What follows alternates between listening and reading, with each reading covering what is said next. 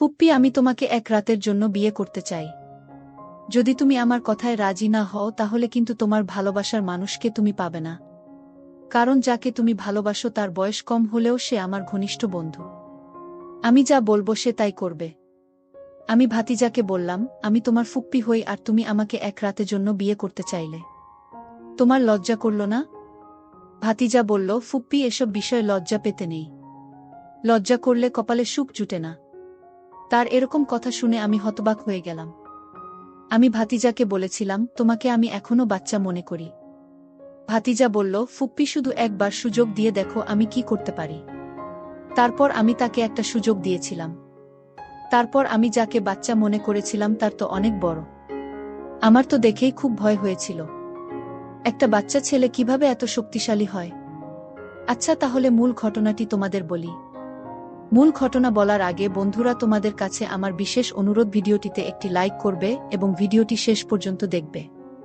আমার 14 বছর বয়সী জোয়ান ভাতিজা আমার রুমে ঘুমানোর জন্য পাগলামি করত।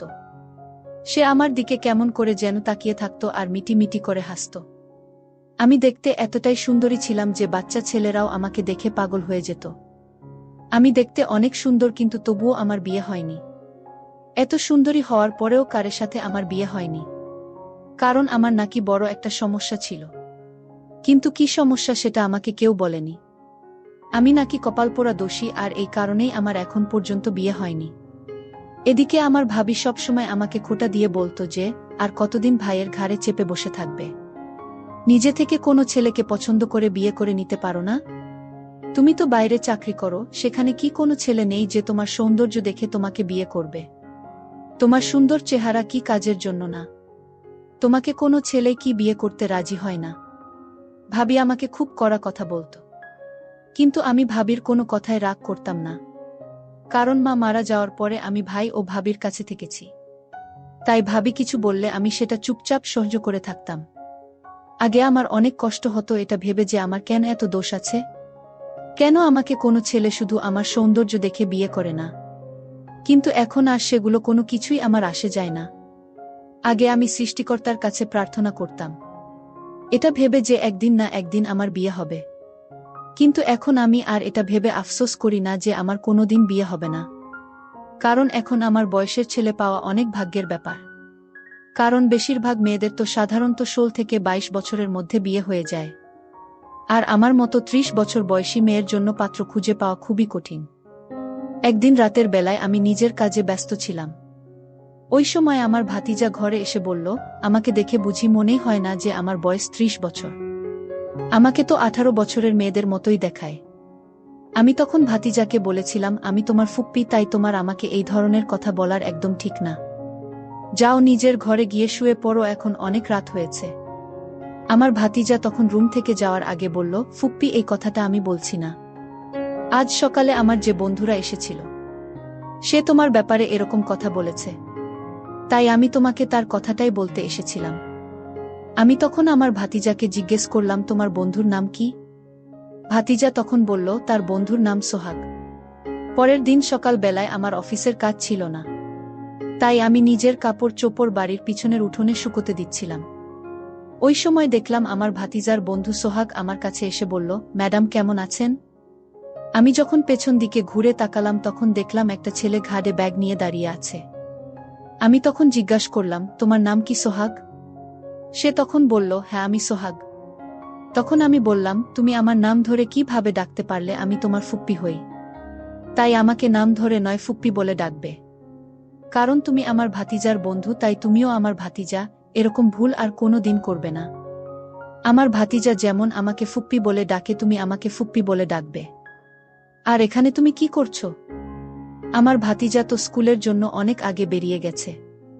সোহাগ বলল, ফুপ্পি, আপনার একা একা রোদে কাজ করতে দেরি হচ্ছে, আমি আপনাকে একটু সাহায্য করি।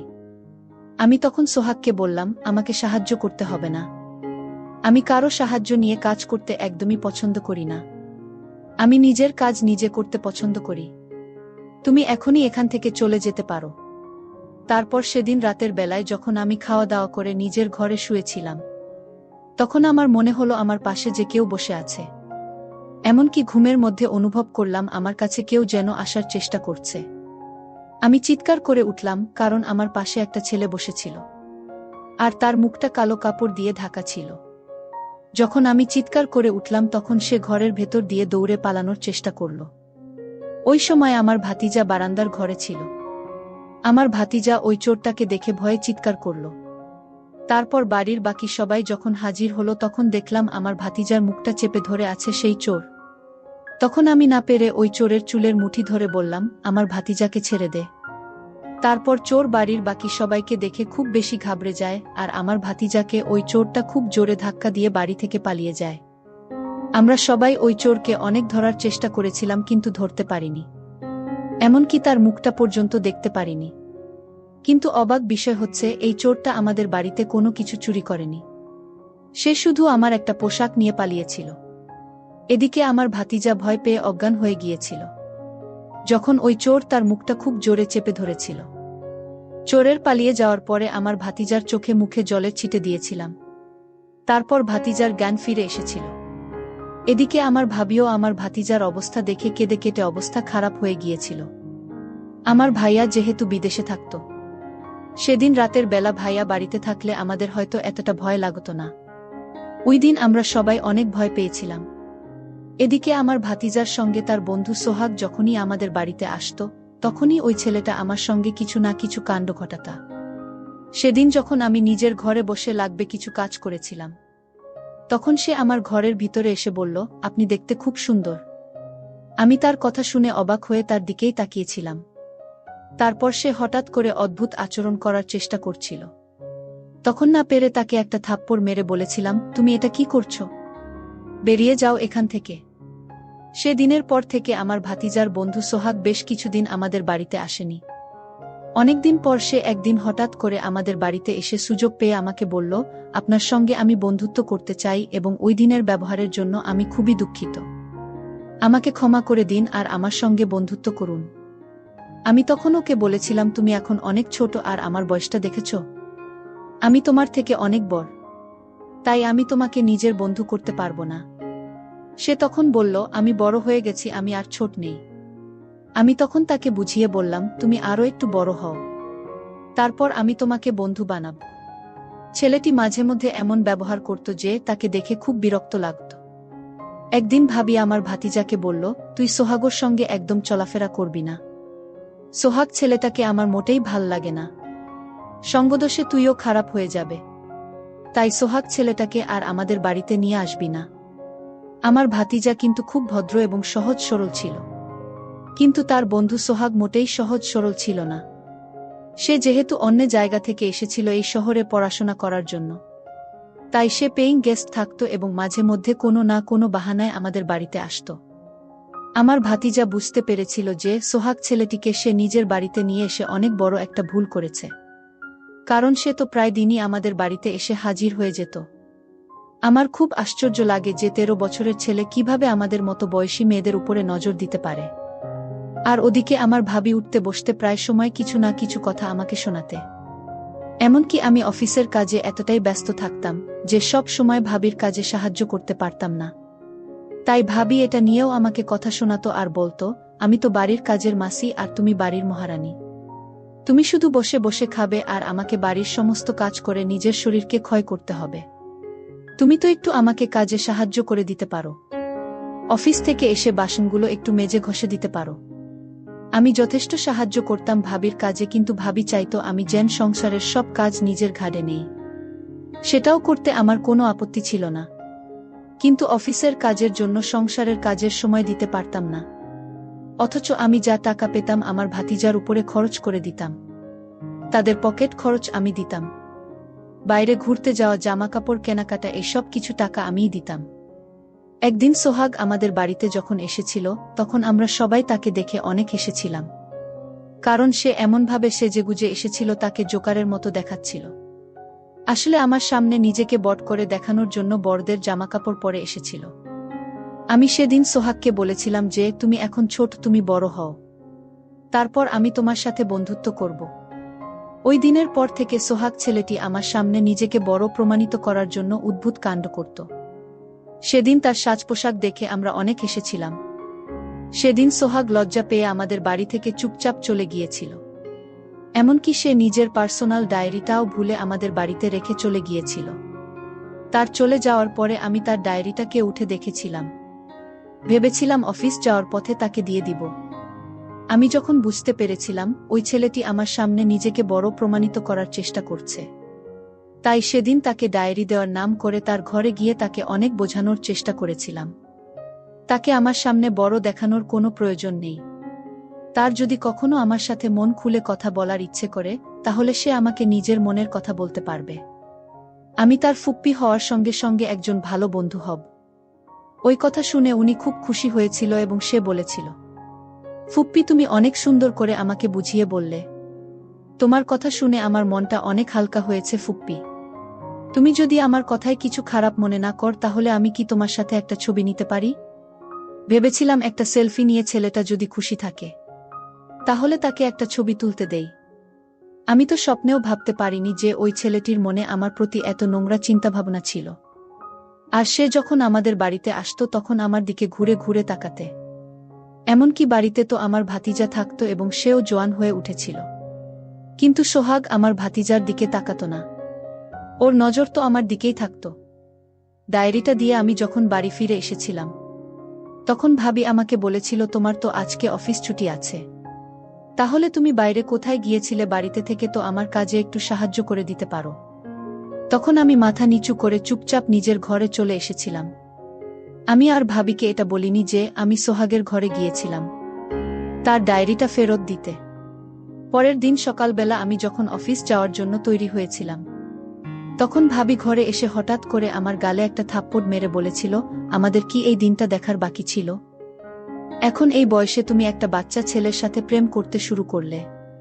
তোমার লজ্জা করে না? তুমি ওর মায়ের বয়সী।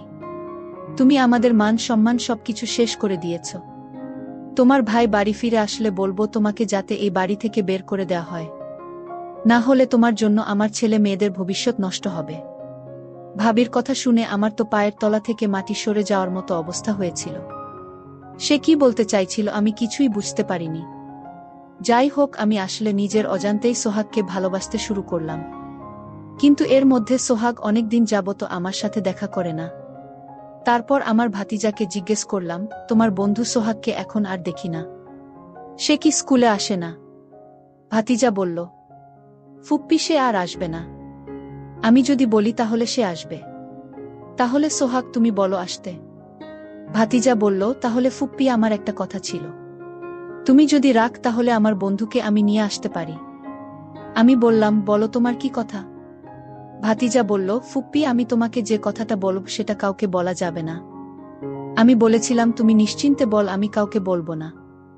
তখন ভাতিজা বলল, আসলে এটা কোনো কথা না। আমার একটা ইচ্ছা ছিল আর সেই ইচ্ছাটা আমি অনেকদিন ধরে মনের ভিতর লালন পালন করে যাচ্ছি, কিন্তু তোমাকে বলতে পারছি না। আমি আমার ভাতিজাকে বললাম, কি ইচ্ছা তোমার বলো এবার। যদি সম্ভব হয় তাহলে তোমার ইচ্ছা আমি রাখার চেষ্টা করব। তখন ভাতিজা বলল, যদি তুমি আমার আবদারটা রাখো তাহলে তুমি আমার বন্ধুকে অবশ্যই পাবে। আমি বলেছিলাম, তুমি এত আমতা আমতা করে বলল কি তোমার ইচ্ছা? ভাতিজা তখন আমায় যে কথাটি বলল সেটা শুনে আমার মাথা ঘুরে গেল।